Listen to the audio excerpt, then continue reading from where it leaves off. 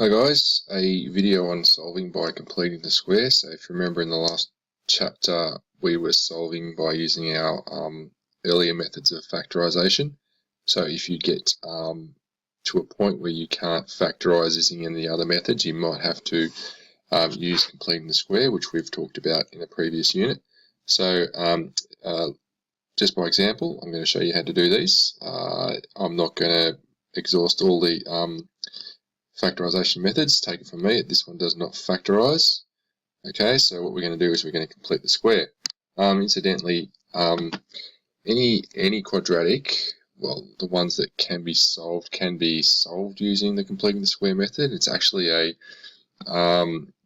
good method to when you're doing parabolas, you can actually find out the turning point by completing the square, but we'll get to that later. Okay, so this one here, if you remember correctly, we leave a space and another space and then move our +2 equal to 0. Okay, so we're now dealing with equations. We've got an equal sign, okay, which means we can solve it if we've got one variable. Okay, so next step was to find, just to complete the square. So we divide -4 by 2. And then we square it, so -4 divided by 2 is -2. -2 squared is +4. Okay, so we've created our square, our perfect square, so now we have to even it up by taking it away. Okay, so this is a perfect square, and it actually will be x plus 2 all squared. Sorry, no, it won't be x plus 2, it's x minus 2. Okay, factors of 4 that add to -4 are minus 2. Okay, squared. -4 plus 2 is -2, and that equals 0. Okay, so of course now we've got our difference of perfect squares. So it factorizes to the first number plus the square of this one, minus this one, x minus 2 plus the square root. Okay, so now the difference between these ones is we've got a little bit more complicated solving to do, because we've got an irrational number in there. Okay, we still use the null factor or in the same way.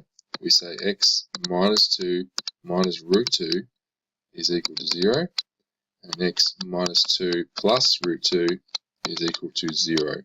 Okay, we solve. Okay, so we can do two steps in one.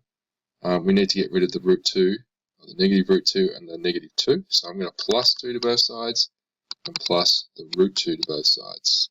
Okay, so plus 2 plus root 2. Okay, so let me just a bit bigger. So we're left with x equals, now on this side we've added 2 and we've added root 2. Okay, so that's our answer. Well, that's one of our answers. Okay, on this side we're going to add 2 and take away root 2 to both sides. Okay, so it gives you x is equal to 2 minus root 2. Okay, so there are two answers for this quadratic. Alright, so that is the first question there. I've got a couple other examples. Sorry, I'll just leave that up for a second. And we will go on to these other ones. Okay, so they're getting increasingly difficult.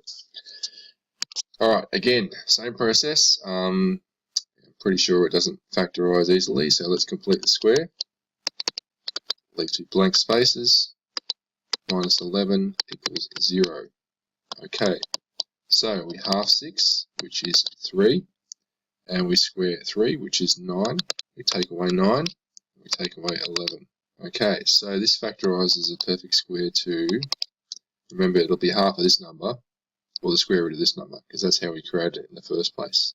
So it's x plus 3, all squared. Now, -9 take away 11 is -20, giving us our difference of perfect squares. Okay, we can make this into a square number by square rooting it and then squaring it. Okay, which gives us x plus 3 minus square root of 20 and x plus 3 plus the square root of 20 equals 0. Okay, I'm going to make that a bit bigger. Alright, so you're going to get, we're going to make this equal to 0 or this equal to 0 and solve. Plus 3, and this one is equal to 0 as well. Okay, now again, I'm not going to go through the steps, I'll talk it out. We add root 20 and take away 3 from both sides, so x is going to be equal to, I'm going to put the positive one first.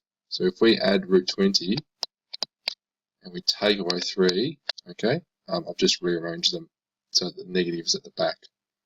Okay, so x is equal to, in this case, they're both going to be negative. So I'm going to get, probably better to have that one in front. Okay, now the only difference with this one is it's not quite in simplified form. You should be able to solve or simplify root 20. Okay, and root 20 is another way of writing that is it's 2 root 5 minus 3, and that'll apply to this one as well. So that'll be negative 2 root 5. Okay, so that's my two answers for these questions here. Okay.